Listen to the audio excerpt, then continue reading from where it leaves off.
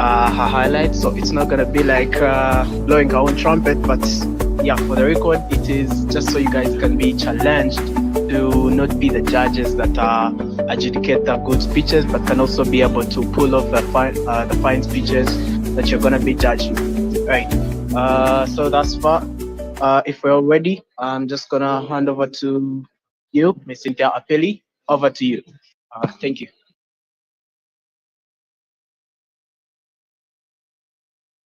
Okay, thank you very much, Barack. So I don't know that there is much to say about um what achievements, yes, but I think in brief, I've judged a couple of tournaments and I've broken at a couple of them as a judge as well.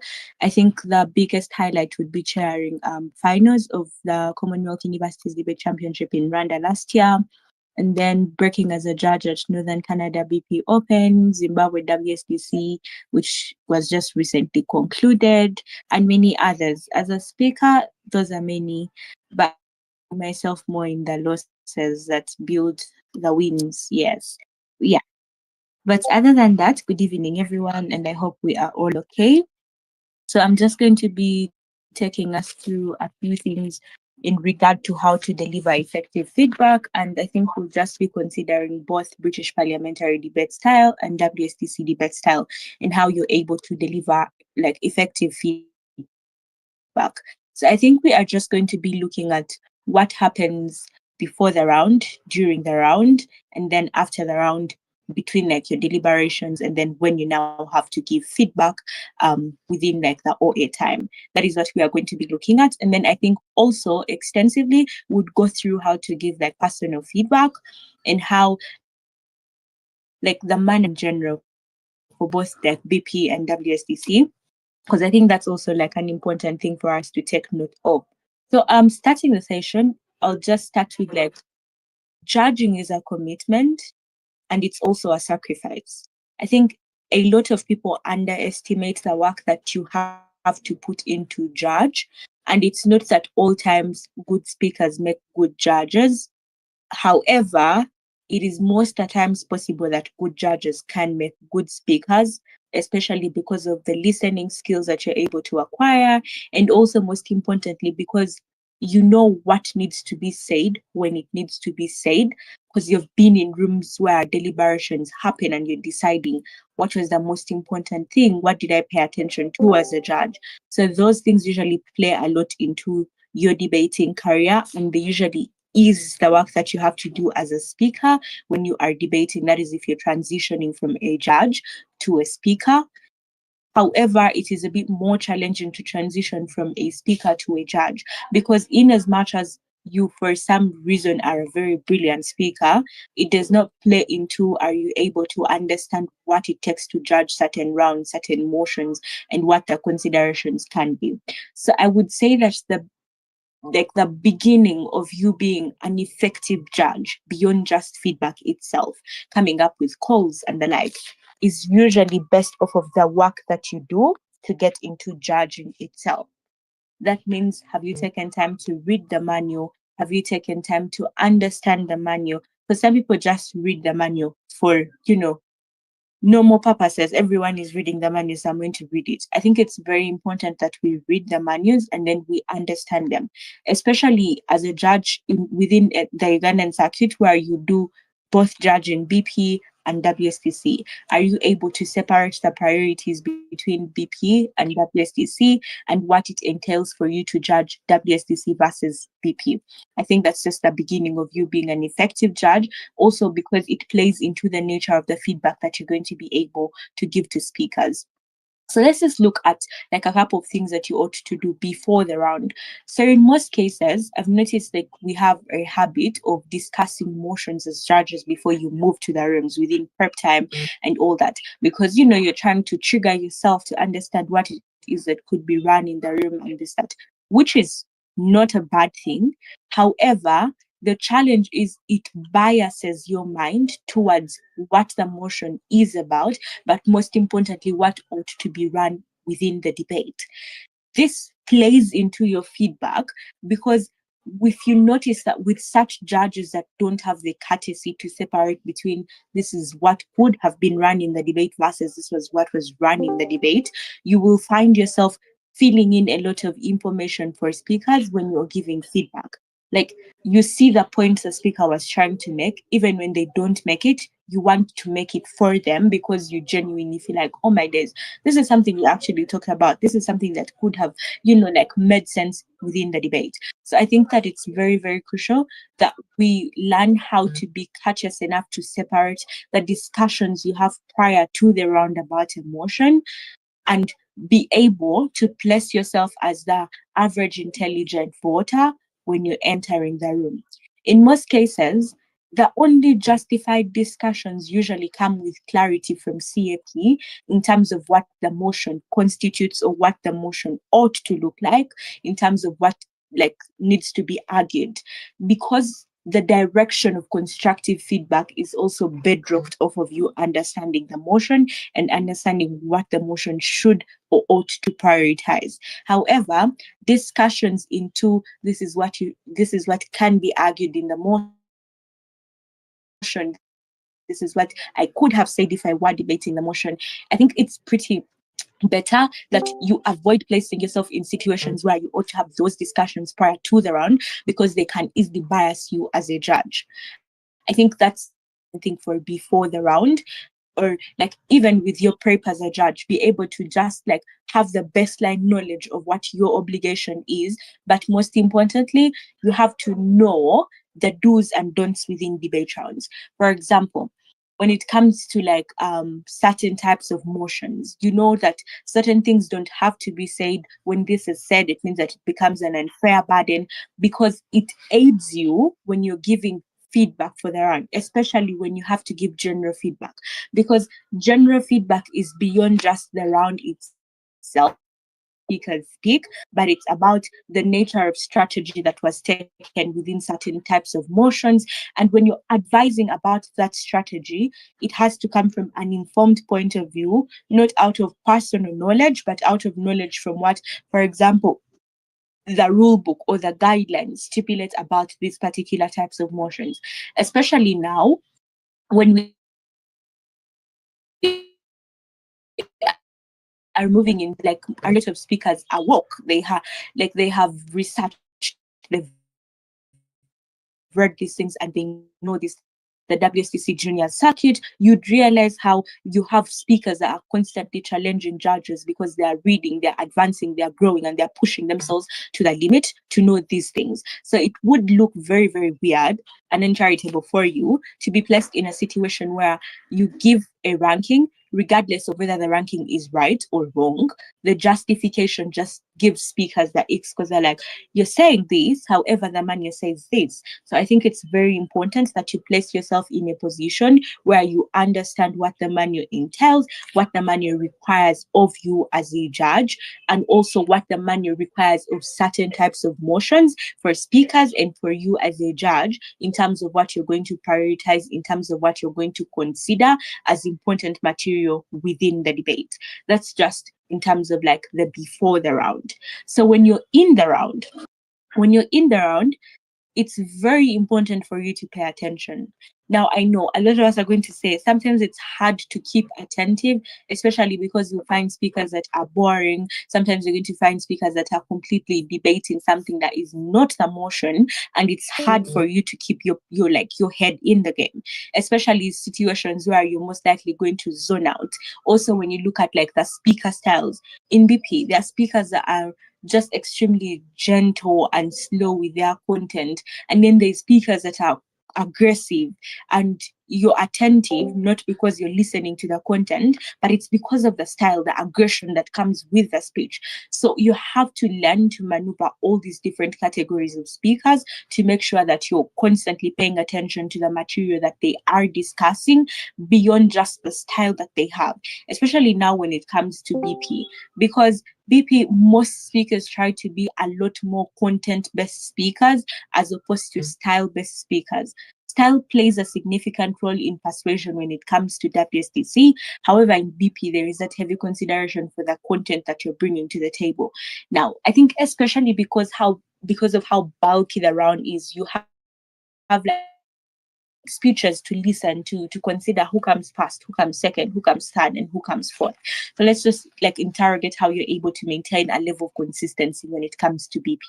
See, I think the most important thing that has managed to help me throughout paying attention in rounds is the fact that, one, I don't want to sound stupid when I'm giving feedback. It's cliche, but it's a fact. Number two, because of how aggressive BP speakers are, you do not want to make people feel like you're the reason their careers are, at a standstill.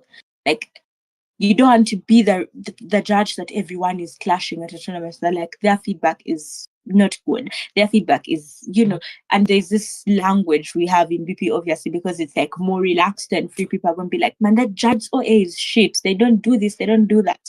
So the urge to want to make sure I'm the reason someone says,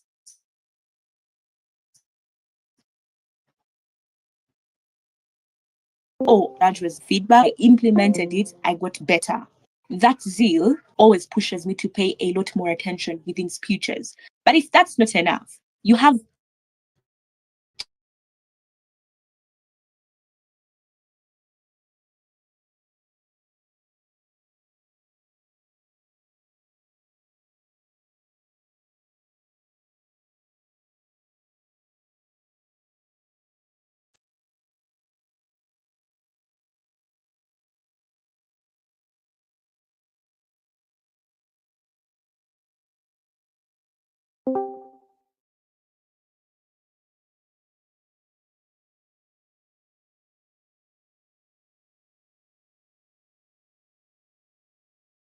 also active because it's listening to things. That means that you place yourself in a position where you're not most likely going to sleep. You're not most likely going to doze off when you're actively writing. If you notice, judges that usually doze off in rounds, sleep in rounds, have less writing to do in round, and they believe I can listen to everything you're saying and like relay the feedback. I would not argue that there's people that can do that, but I think it becomes much more important for you to write. The right, I would show you how writing helps also beyond just you being able to pay attention. But that level of attention that you pay when you're writing something helps you to keep work within the round. It helps you to keep active within the round. Also, encouraging speakers to like offer POIs and the like every after a speech, if you notice that they're not engaging POIs, because the POIs usually fire up the room. There's now much more engagement that you need to pay attention to within the round. So I think that would like help you to keep awake, to keep active, because your body is active, meaning your brain also automatically has to be active because you need to write what you're listening to, what you're hearing.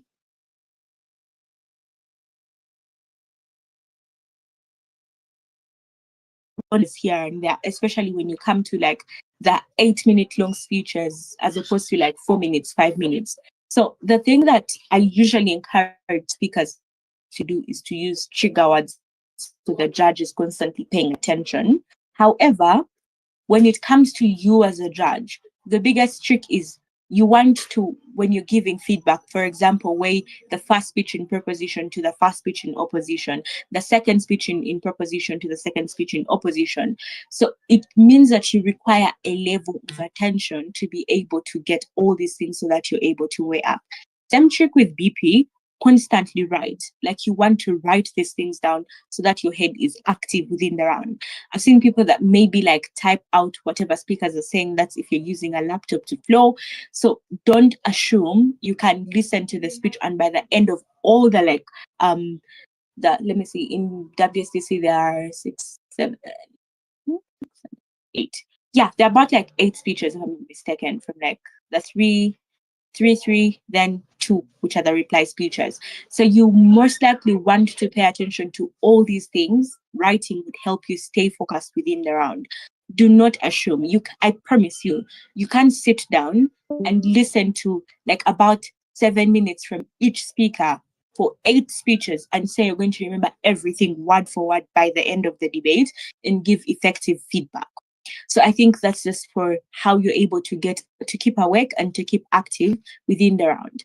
Those things are crucially important because they determine the type of feedback that you're going to be able to give to speakers by the end of the round. So what would you prioritize when you're in the deliberation as judges? So if you're a chair, you in most cases want to pay so much attention to the reason as to why panelists are ranking who they are ranking the way they are, whether WSTC or BP. Because to be fair, you're a chair in the round, in as much as you're writing so much, there is times where you have to pay attention to the timer, pay attention to the timestamps, especially when it comes to like the online rounds. So all these things, to some extent, you're going to miss out a few things here and there. But two, most of us don't have the discipline to say that if I'm going to judge a debate, I'm going to put my phone on D&D. No WhatsApp message is going to distract me. No Snapchat notification is going to distract me. Not Instagram. So in most cases, you're zoning out of tabs. You move from the debate and you may be responding to a chat. And it's also true. Most of us would be in WhatsApp groups responding to the messages on the group about the debate, commenting about a speaker that is speaking. And it's about their style, it's about something ridiculous they've said, and you're just jiggling about it. You're posting on your status about the debate, about the round. So it means that to some extent where you're zoned out and you don't get to listen to the full picture of what like maybe a speaker is saying in a debate, which I think is a very, very disingenuous habit for us to do. But you want to pay attention to what the panelists have to say because one, panelists want good feedback. They also want to sound like the smartest people in the room. Two, they want to like be chairs in other rooms. So they are going to be super, super hyped and super active within the debate to listen, to, pay attention to detail of speakers, but also the zeal to prove why you have another team over the other and stand on your call is usually something that drives like a lot of writing for panelists and a lot of attention. So if you're chair in a round, you want to pay attention so much to what the panelists have to say towards the calls that they have in the most respectful way possible. And you also need to constantly ask trigger questions.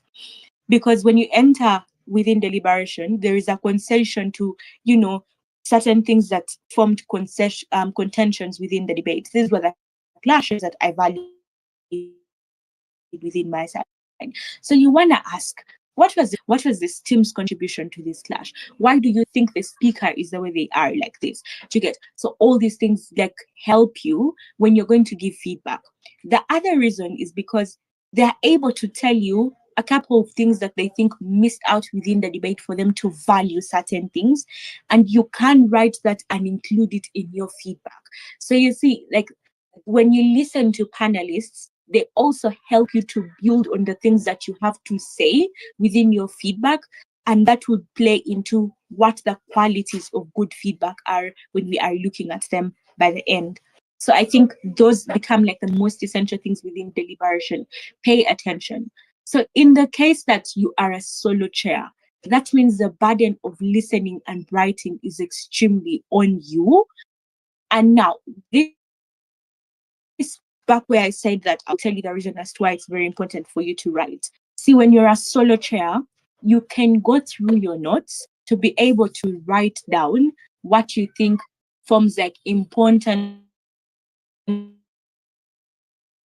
contention, what you think most speakers missed. So usually solo chairs would have ineffective feedback because of like the zoning in and out of rounds. Now you lack a lot of things to say to speakers. So your OA is going to be very, very brief. Your OA is going to lack a lot of detail to justify certain things that you're saying. So that is why writing becomes crucially important. Also, another tip I would give is that as the round goes, you want to pay attention to things that you think speakers missed to say. By the end of first speech, what is it that your brain is telling you is missing? Like, oh, I wish she said this. Oh, I wish she said this. Like, I was waiting to hear this. So you want to write those things down by the end of the speaker's speech.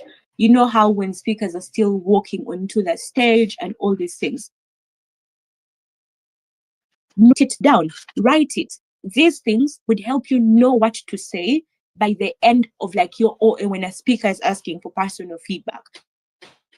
Because there are times where speakers ask for personal feedback, going to just go general instead of actually giving the speaker feedback that is meant for them. A trick I usually do is that at the end of a speaker's speech, I have a sticky note and I keep noting, you could have done this, you could have said this, you could have said this. So sometimes when the tournament is, for example, progressing and we have to move on along with the timing of the tournament, you don't have the space to give speakers personal feedback. I can just hand you a sticky note and say, oh, these are the things I noted within the round that I think you could work on as an individual to better your speeches, to better your style, to better your analysis, also to maybe widen your scope of content. So that will also help you a lot as a judge. One, to be effective in the personal feedback that you're giving, make sure that it is tailored for that particular speaker. But also in cases where tournaments are like trying to save time, you don't have the time to give personal feedback. And why this would also help is because there's speakers give messages by the end, and there are speakers who maybe reach out to you when they find you at another tournament and they're saying, oh, you judged me at this tournament, I just wanted to hear what your feedback is for me and what you think I could work on. So I think most importantly, being able to write those things down gives you the ability to have like a track record of those particular things. So I think that is crucially important, and that could be a step that you want to take as you progress within like your judging career. The other thing then I would say is that what you ought to do just within like that deliberation before feedback is that you meant to write. So a lot of us also do not write down the things that we want to say in OA. You're just going to maybe follow through with the notes that you have, and you will end up being a bad judge. So from much more skilled debaters, much more skilled CAP teams that you would listen to, they would tell you the nature of a bad judge is one that would come and narrate the whole round. So if you do not know what to prioritize, you're going to come and narrate the round to speakers. First speaker said this, second speaker said this, third speaker said this, first speaker said. So it's just a narrative of what already happened in the debate. And that's not really what the speakers are interested in. So being able to write down a few things that you are going to say within feedback helps you. I think what I do, for example, is that in between the round, when I've listened to fast prep and fast op, in the middle section, because within depends also on how you flow. In the middle section of my flow sheet, I would write clashes by fast speeches. That is within like maybe if it's like WSTC round.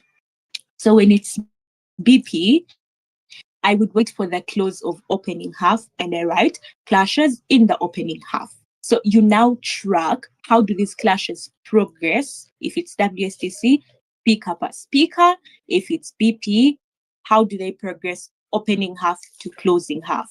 Then maybe you now write down the clashes between OG and CG. You maybe also want to write between O and CO and see how do the clashes within this progress. With BP, what that helps you with is that if like closing teams run analytical extensions, for example, now know how to weigh the analytical extension above like the already existing original content in the debate. So when CG comes and says, this is the missing logic to the impact you get from this side, you have like a track record to say no. The reason as to why even when you say this is a missing logic, for example, I can't value it, is because OG maybe explains it in this way that intuitively still arrives at the impact. Or maybe you're able to tell OG, yes, they're able to pin this out, and within my notes, I think I'm able to value that because in as much as you're able to arrive at the impact, it's still unclear how you arrive at the impact. So you have a much more detailed stance when you're going to be weighing up benches or when you're going to be weighing up like different teams against the other. So that is why it becomes important for you to write down like things before your feedback. You want to, know what are the general comments. So within the deliberation, as panelists are, going ahead to justify what they think,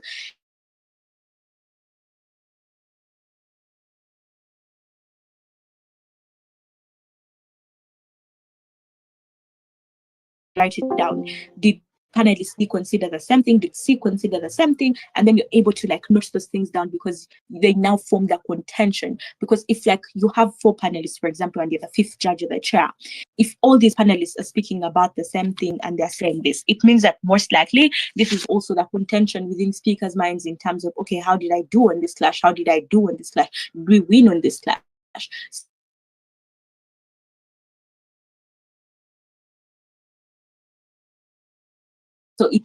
So being able to write down things to say in feedback is also like very, very important within like your judging career. Again, I will repeat, more experienced judges, CAPs that I've learned from will tell you a bad judge is a type of judge that narrates the round. You don't want to look like a judge that does not know what they are doing and you're just narrating the round, because it's also a sign that you don't exactly know what you are doing. So we now go to like the part where you have to give OA. I would say the first thing is to be confident. You can't look like you're hesitant. Using words like, I think, me the way I understood it, you know, maybe this is what they, You want to be extremely sure about what you're saying. I get this from side opposition. The reason as to why I don't value it, however, is because by the burdens that you set for yourselves in the debate, this is how it does not respond to the burden. You want to look, not to look. Believe what you say. Denise always says, before you say a lie, make sure that you believe the lie. Otherwise, no one else is going to like believe that lie. So that's just a lighter thing. But believe what you're saying before you actually say it. And the only way you can believe what you're saying is when you have the knowledge about that particular thing. This goes back to when I told you that you have to read the manual, you have to know what the requirements of motions are. Those things build your confidence in terms of like the feedback that you're giving, because you now know exactly what you valued, why you valued it, and you're able to relay that to speakers and they're able to understand it because you're interpreting it. I mean, they're interpreting it and you're saying it in a way that you understood it from what you read, and it makes a lot more sense to them within that particular sphere. So confidence, first off, is very, very important. The second thing you want to do when you're giving OA, beyond just confidence, is to give general feedback.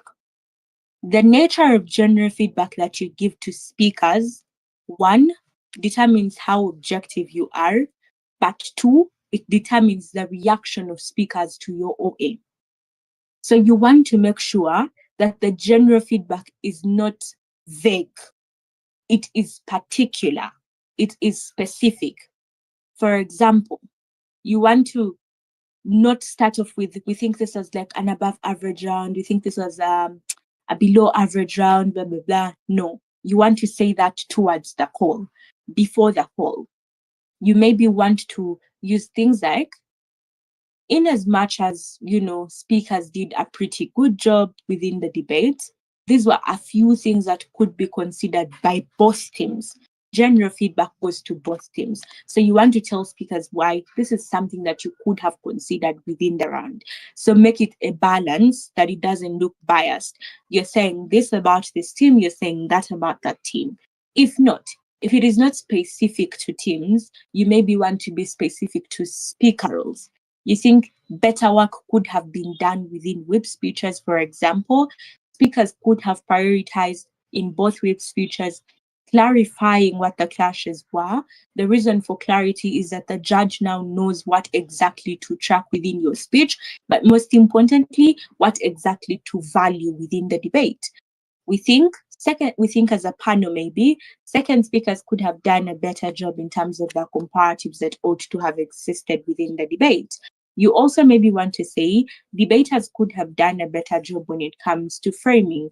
So because framing sets the precedent for what the motion burden is, it was lacking within the debate, and that also played into the different things that we valued as judges in the round, or that I valued as a judge within the round. So you want to make sure that the general feedback is particular to specific things, so that speakers are able to track what it is that they could have worked on a general spectrum to better themselves and to better the quality of the debate. So that is just in terms of general feedback. So when it comes to, after you've given the call, the justification for the call, one, you want to make sure that your feedback is detailed, but it's also concise in nature. That means you're not going to go through the entire round, speaker per speaker, to say what they say. In maybe WSDC, the thing that I've found effective is that I will say, in first speeches, these were the clashes that I got out. In second speeches, these were the clashes that I got out. In third speeches, these were the clashes. So why does proposition win this particular clash from first speech? So the level of analysis may be, was this, that? A response from opposition was this, that. This is why, regardless of that response, I still valued what came from side proposition. Maybe the response was strong enough to mitigate the argument. That is to say, I now question the belief system of the argument. However, that does not take away the impact of the argument, because they do a lot of work to prove why the impact has like significant value within the debate. So the impact within itself outweighs the mitigation in terms of engagement that comes from side opposition, for example. So you want to use the things that speakers say to combine them with the judging language. In BP, there is now a new norm. You would just say, we think closing half is derivative, closing squares the debate. The characterization from opening squares the debate. We think speakers, maybe from Mike, CG, strawman the arguments from OG. What does the strawman look like, and why is that now a problem to the debate? You maybe want to say, you strawman the arguments from OO. That is to say, the analysis from OO proved ABCD. Your strawman did not engage like what OO said in its entirety. You chose to understand it in this perspective, and that response within itself didn't take away the premise that was already in OO, which was much more intuitive and believable. Because of that, you are unable to engage in terms of rebuttal or deconstruction to disprove why the argument is true. You therefore can't win above OO within the debate. If you want to say that speakers were derivative, for example, in closing half, you want to be clear about that. Derivative means that you shift from what the debate is and you're now debating something different. Sometimes those can be novel extensions or like new matter within the debate that opening half does not bring to the round. So you want to say your derivative, the extent to which there are concessions that already exist in opening half, even to your most proximate bench, that is CO, within the round. That is to say, everyone chooses to argue in terms of like why choice would exist, and it's like asymmetrical to the debate. However, you from CG come and say choice is something that won't exist. You also don't prove why choice won't exist. You also don't prove why choice is not important. And it's unclear how to weigh you within the debate, considering everyone agrees to that. So you're not only derivative of your opening, but you're also derivative to the rest of the debate. Your whip speaker is unable to that material with what already exists as contentions in the debate. So you have to be clear about the things that you think you don't value and why you don't value them. If you're saying the debate was squared in opening half, you want to be clear. The framing within OG limits what the debate would have covered, especially now, considering that the closing half widens the scope of the debate. Closing is able to frame to you different stages. For example, if the motion was, what would I say? This house, there's a motion we just did recently from a tournament. This house prefers fideism to logic-based teaching, right? And maybe in the modern day church. So opening comes and says, we think we prefer fideism to logic-based teaching because, the church needs to have a strong baseline. The church needs to protect individuals, needs to protect itself, and needs to protect its belief systems.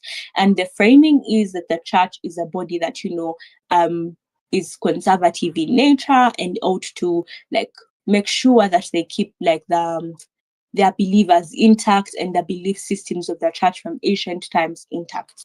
And they miss out maybe on talking about how this plays into modern day society. So you maybe want to say the debate is narrowed, like the squirrels are usually like narrowing the debate to particular things. You maybe want to say the debate in opening half is skewed by the framing that comes from OG. Like both teams within opening half now focus on discussing what the church wants, and it's unclear why those things are important within the debate. In closing half, however, they're able to widen the scope of the chat. TG frames to you the debate and shows you religion in different facets. They show you religion, for example, within conservative society, within more liberal societies, within the developing world, within the developed world, and characterize to you the impact of this religion. But two, they frame the nature of like what the church looks like, and they're able to give you a detailed account of what the incentives of the modern day church are and why those incentives even exist. So the scope within the closing half of the debate engages more with the burden and gives much more analysis to justify why we'd prefer fideism to logic-based teaching. So you want to be that clear and also use what it is that the speakers say so that they're able to relate to it and link what it is that they said to what it is you valued and what provoked or what inspired the way that you're valuing those things. So now notice, if you're confused by what I'm saying at this point, it's either because you don't know what it means to squirrel a debate, you don't know what it means to maybe have an analytical extension, you don't know what a novel extension is. And this is why I said it can be easier for a judge to transition to make a pretty good speaker as opposed to vice versa. So that is your trigger to sit down and read about these things, know about them, and understand. Because the part where the quality of your OS. Oh, hi guys, I noticed I'd muted myself. Am I audible now?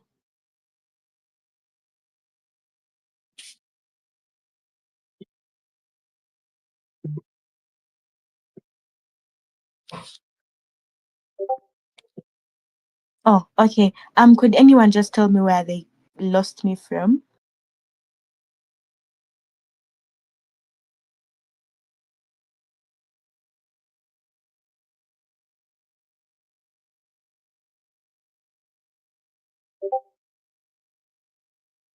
Oh, lovely. I actually thought I was muted. Weird. Okay, so I was saying, yeah, that's your trigger to go ahead and read and understand these things so that they can help you within the nature of feedback that you're going to give to speakers. So the most important takeaways when it comes to OA is being particular about the things that you're saying, being clear about the things that you're saying.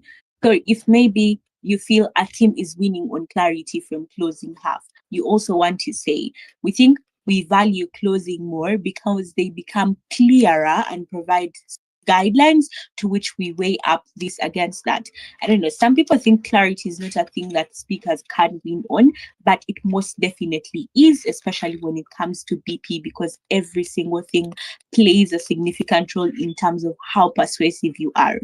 So you also want to structure your feedback. If you notice, I went categorically to explain. Same way, you ought to categorize your feedback. So you want to start with maybe general feedback. Then you go to maybe the rankings. From the rankings, you go ahead and justify the rankings. So within BP, you want to say maybe I'm going to do opening half, closing half. Then I go to the bench way-ups, then I'll go and explain the long diagonals within the debate. So structure your feedback so that speakers are also able to track the things that you're saying and they're able to make sense to them. In WSDC, you maybe want to say you're going to go clash per clash, depending on like first speaker clash, second speaker clash, third speaker clashes. That creates more clarity within the debates. And it also helps speakers to track exactly what it is they were saying in the round, and how what they were saying within the round got valued by the judges, or how it played out by the judges as well. When it comes to personal feedback, again, like I said earlier on, you want to keep on noting down a couple of things that you're able to relate to speakers, so that they're able. She's not there. She's not there. So that they're able to like understand these things and how it is that they become largely important within the round for you. So key takeaways: you have to read, you have to understand, and you have to have knowledge. The knowledge of an average intelligent voter, when it comes to like specifics, is knowledge about the nature of like BP in itself, or WSDC in itself. What does it value? Two, you also want to consider that you have very structured OA. You want to consider that your OA is clear, it's detailed, but it's also not too bulky and not too long. And you also want to make sure that you most likely have constructive feedback, so that you're able to help speakers grow from rounds. So when you, for example, meet a speaker you met in round 1 and you see them in round 3 and you're like, oh wow, there's a huge improvement. It also depends on the nature of feedback that you're giving to them, so that they're most likely able to use it to grow from the round, or how they're able to like utilize that to better themselves. Because the point and purpose of feedback, of OA, of personal feedback, is that speakers are able to grow from it, speakers are able to learn with it into like better people, better type of debaters. So you want to make sure that your feedback is as constructive as it possibly can be. I think the last thing that I want to remember that I needed to say was, in deliberation, you want to also deliberate about speaker points. And the reason as to why deliberation about speaker points is important is because when you get to hear from different panelists the range of speaker points they are giving, depending on the manual, that would tell you the quality of the round. So before you say this was an above average round, this was an average round, you also want to consider, what does an above average round look like? What does an above speech look like? A below average speech? And that would largely help you, because there are speakers who, for example, now with online tournaments, one is going to go look at speaker tab, see the speaks that you gave them, comes to your DM and asks you, oh, so why did you give me these speaks? So you maybe want to also know what the criteria of awarding speaker points is, so that you're able to give like accurate speaker points, but also use the accurate words to define what a round was like, and what the round looks like in general. So I think that's just the bulk of what I wanted to say about feedback and how you can give constructive and effective feedback. Please be as constructive as possible. I would say that judges that have managed to break through and like win best judge awards and the like, and not just judges that, you know, a lot of people think social capital, this, that, which can be true.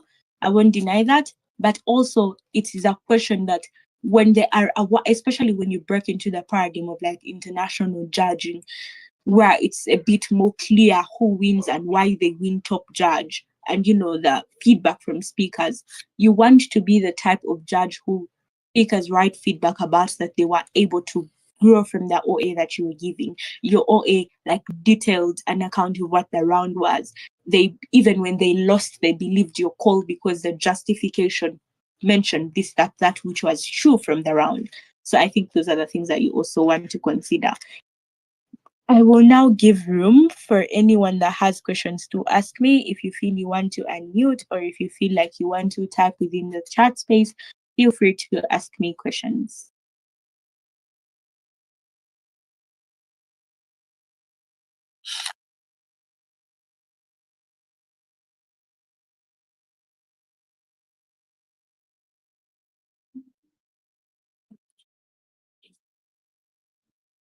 Okay.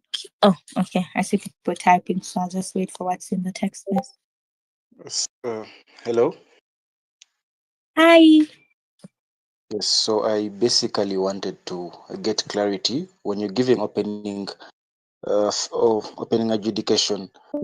How would the flow be? Probably would I first give the call, for example, after, let me say, them giving me time to combine my call, then I come and I just tell them probably that team proposition takes this debate, and then after that I go on in as regard giving my general feedback, or I first probably give the call to the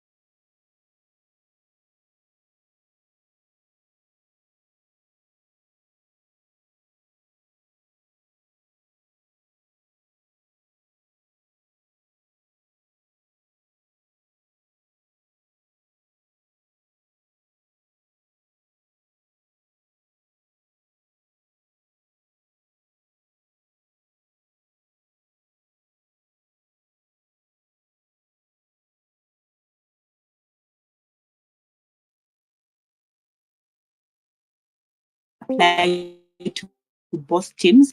You would start with general feedback, then you give your call, then justification for the call. That would be like the most proximate structure to work with.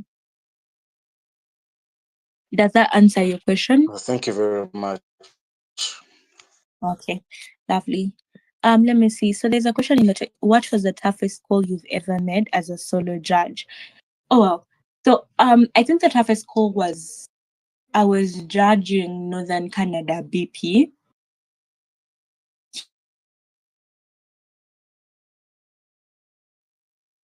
Somehow when the round was starting, the panelists disappeared.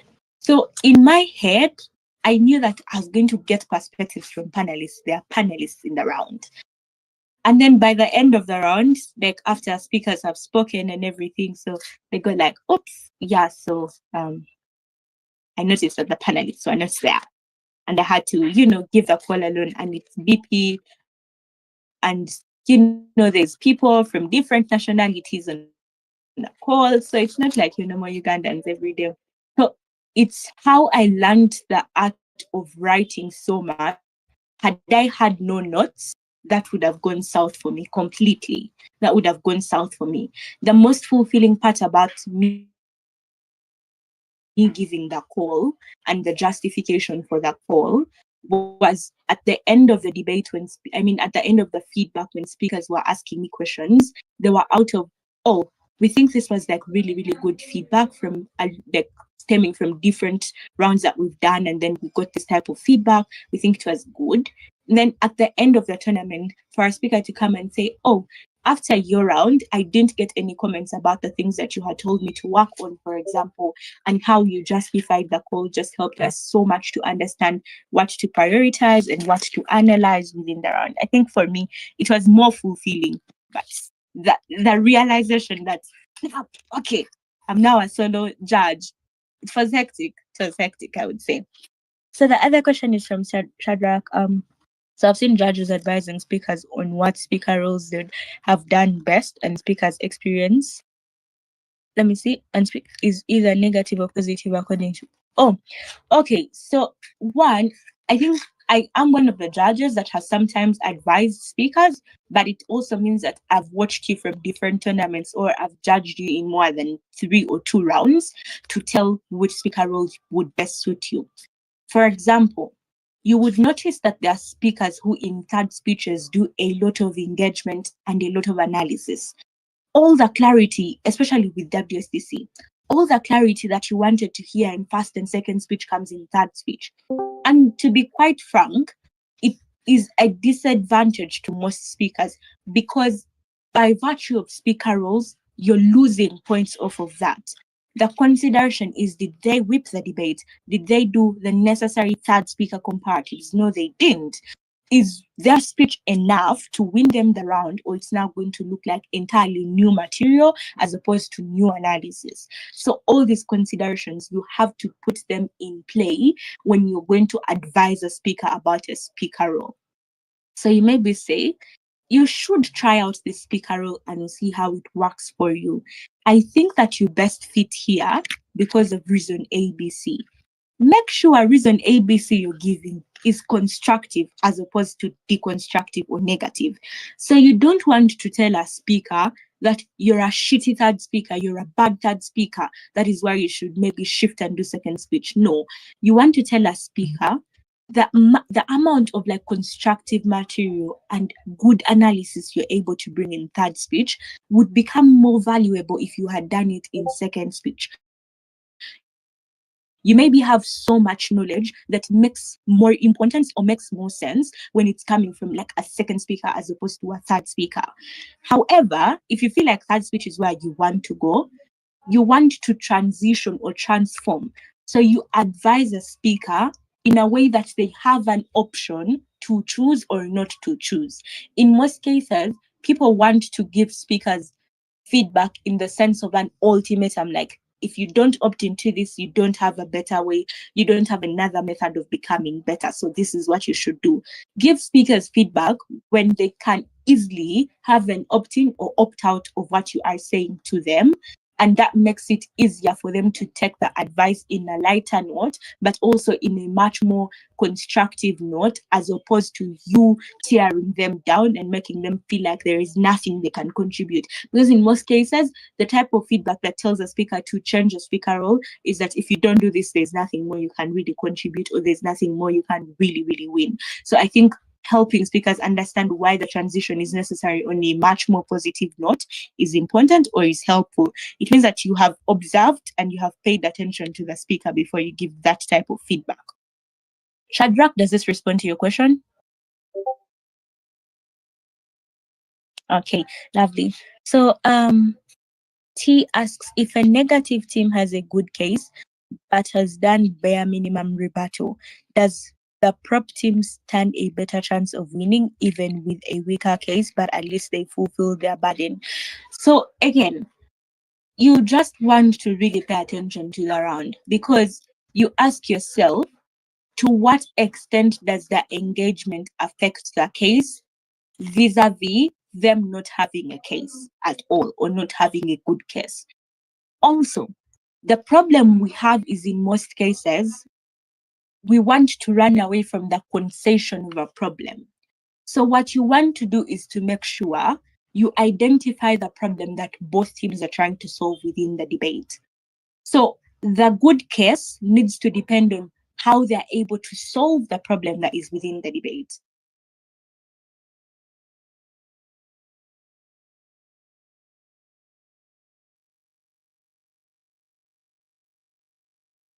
Able to construct and say, or to bat and say, no, this is not viable, this is not viable. You will notice that it then pushes a burden on them to ask or to beget the question, how are you able to solve that problem?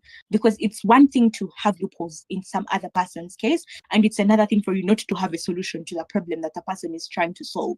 So as a judge, the question now becomes, are we agreeing or conceding to exist with the problem, or are you willing to take that much long solvency to the problem? So that means you burden proposition team to have a solution to the problem. So you don't say that maybe the case is weak, or that. The question is, do they satisfactorily solve the problem that is within the debate? Do they satisfactorily respond to the motion burden within the debate, even with the engagement that they have in the round? Because engagement is one part of the metric for judging. So it's engagement, which falls into the negative matter. Then 2 is the constructive matter or the positive matter, which is what is valuable about their case within the debate. Does this respond to your question, T? Okay, lovely.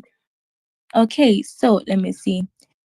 How do you emphatically advise a team that has debated around with the lowest levels of confidence because they have a bias that Team X is a debate giant and therefore even their speeches turn out to be less engaging because of fear?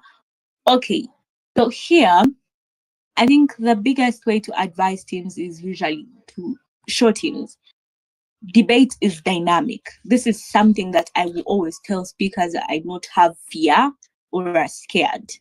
I would tell them debate is dynamic and debates are won by smart people. So debates are not won by, the name, the person you've been seeing frequently.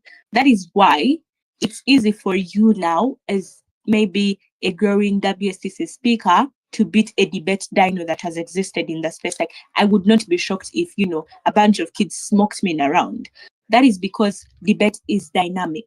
So you want to encourage speakers to take advantage of the dynamism that exists within debate, especially when it comes to debate dinos. Debate dinos are usually overconfident. They know what they're saying, they know what they're doing. You want to use that against them. And that is the type of advice you'd give to a speaker. So when you notice, the thing that makes us scared of debate dinos is the assumption that they have a lot of content. Debates are not won on content alone. The biggest stronghold of winning a debate is strategy. So you want to advise speakers. It's not about the content. It's not about the big words that they're going to use within the round. You want to pay attention to the most important part. What type of motion is it? What's the burden of the motion? And then you strategize on listening to the speeches to determine whether the speeches respond to that motion burden. So as opposed to you getting scared, you want to use that also, because you're now scared, they would want to downplay you, use that against them. So the best way you advise such speakers is by giving them the tricks around debate, by enlightening them and showing them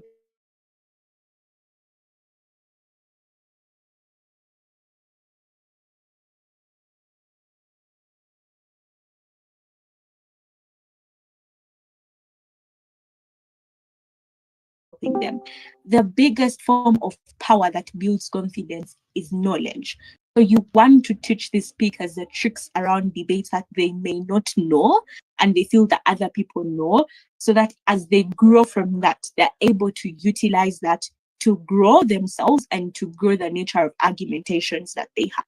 So the biggest feedback I usually give speakers that are scared is I would tell you a few of the tricks around debate that help you as a speaker. Because from usually the things I tell speakers are more tied to my personal journey growing as a debater, because it's been a much more individualistic journey. Therefore, I've had to learn so many things along the way. And it's important to empower people with these skills so that they're able to, help themselves as well, build that confidence and grow within their debating careers. Does this respond to the question, Shadrach?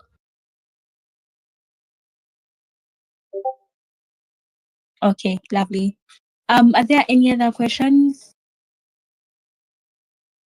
This